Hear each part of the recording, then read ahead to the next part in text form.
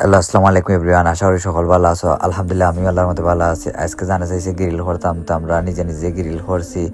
লগে মিনসোস আছিল, আপনারা দেখলাম মিনসোস কিভাবে বানাইলাম। গড এরপর মিনসোসের পাতা, কাঁচামরিচ, রসুন, এরপরে হালকা চিনি দিয়া ব্লেন্ড কইরা একবারে সব জেলা মিনসোস বানাইছি।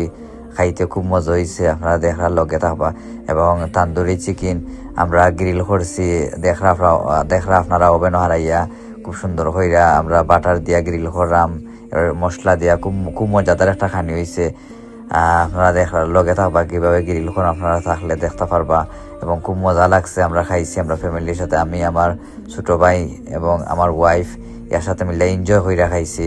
আমরা লগে দেখলাম আপনারা গ্রিলের উপরে বাটার দিলাম, সঙ্গে পরোটা আছিল, পরোটা এবং এই দই আছিল, এর বাদে মিনসোস আছিল। খাইতে খুব ভালো লাগছে এবং খুব এনজয় কইরা খাইছি। এবং আপনারা লাইক কমেন্ট দিয়া ভাষা থাকবেন। আসসালামু আলাইকুম এভরিওয়ান। এভাবে গ্রিল করে খাওয়ার মজাই আলাদা।